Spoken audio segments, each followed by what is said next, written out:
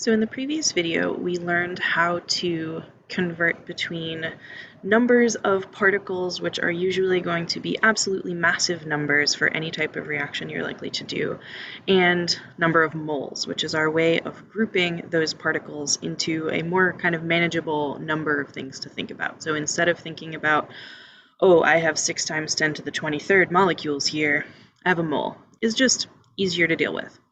But that still is not, practically speaking, how we measure stuff in the lab. That if I tell you to go do a reaction in the lab, I'm not going to tell you, go get a mole of this substance, because we can't directly measure a mole using common laboratory tools. What you usually have is something like, go get a gram of this substance, or maybe 10 milliliters of this substance. So today we're going to learn, how do we convert between moles and mass? And mass is something that's much easier for us to measure, but we need another sort of tool in our tool belt here, another type of unit conversion to convert between moles and grams. So because, as we know, different elements have different masses, different atomic masses. The mass is listed on the periodic table. That means that if a mole is always the same number of particles, but if those particles have different masses, a mole of different substances will weigh different amounts. So we know particles of different substances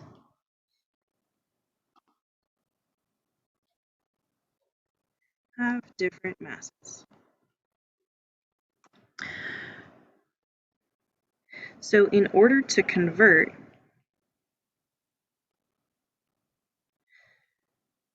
between moles of something and the mass, we need to know how much 1 mole weighs.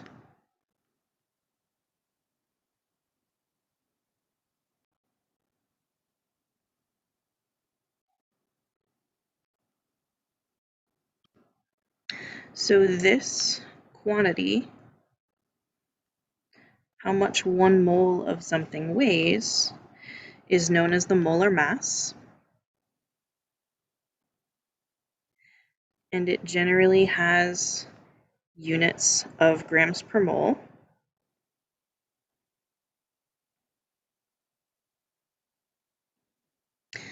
So that if you know that you want 1 mole of stuff to react, if you know the molar mass, you can go weigh that out on the scale now. And that is a much more practical way to do things. So the next question is, how do we figure out the molar mass of a substance? So, because of the way that Avogadro's number is defined and the mole is defined, the mass on the periodic table can actually be interpreted 2 different ways.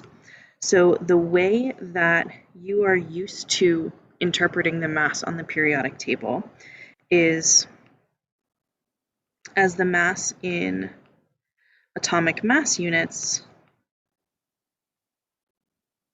of a single atom, that it is essentially, the number of protons plus the number of neutrons plus a little bit of weirdness due to different isotopes, and some other factors. So that's how you're used to thinking about the mass on the periodic table. It is the mass of a single atom in atomic mass units.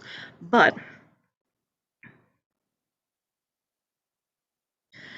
again, because of that definition of the mole, of the number of particles in 12 grams of carbon-12, what that means is that the mass on the periodic table is also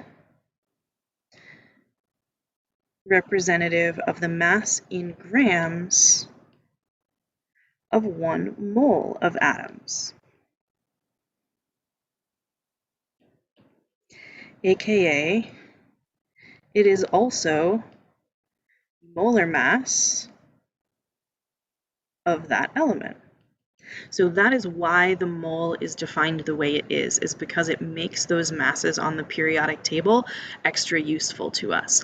That usually the way we use them in chemistry is as the molar mass, because that's how we actually do things in the lab. So for an individual element, if you need to look at if you need the molar mass, all you have to do is look at the periodic table. If you're dealing with a compound, which most of the time we are, all we have to do is add up the molar masses of all of our atoms.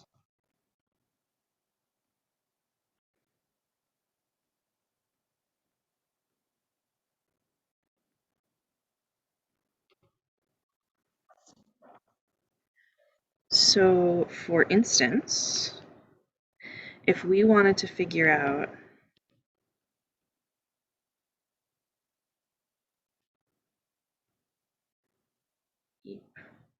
how many moles of molecules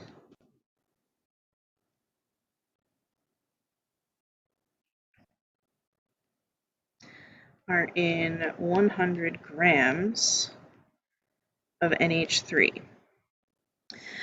Anytime you are converting between grams and moles,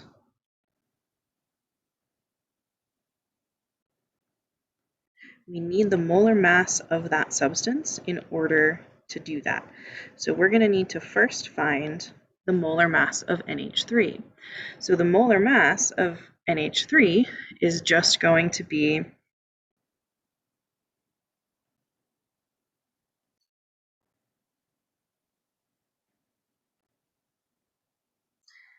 the molar mass of nitrogen from the periodic table, which is 14.007, plus 3 times the molar mass of hydrogen from the periodic table. Since there are 3 atoms of hydrogen, we need to multiply that molar mass by 3 because that mass on the periodic table represents the 1 mole of individual atoms. And if we had a whole mole of ammonia molecules, we would actually have 3 moles of hydrogen atoms. So we're just finding the masses on from our periodic table. So this was the mass of nitrogen. This was the mass of hydrogen from our periodic table, multiplying the hydrogen by the subscript and then adding the nitrogen together gets us a molar mass of, move this down a little bit, beautiful, gets us a molar mass of, nope, decimal point in the wrong place, 17.031 grams in 1 mole of NH3. So what this is telling us is that this is our conversion factor, that 17.031 grams of NH3 is equivalent to 1 mole of NH3. So we can now use this to convert between moles of ammonia and mass of ammonia however we want. In this case, we are specifically asked how many moles are in 100 grams. So if we're starting out with 100 grams of NH3, again, we need to think about making our units cancel. If we're starting out in grams, we need grams to cancel, so the grams part has to go on the bottom. So we said 17.013 grams of ammonia was equivalent to 1 mole of ammonia. So our molar mass goes on the bottom so that grams cancels grams, leaves us in moles, which is what we were looking to find. And this is going to come out to about 5.87 moles of ammonia or so. So let's look at one more example. Let's say, what is the mass of 2.5 moles of, sure, acetylene gas, C2H2, why not? So pause here, see if you can try this one on your own, and then we'll do it together. So once again, we're doing a really similar process. We are converting from between mass and moles, so we will need our molar mass. So the molar mass of C2H2 is going to be 2 times the mass of carbon from the periodic table is 12.011, plus 2 times the mass of hydrogen from the periodic table is 1.008.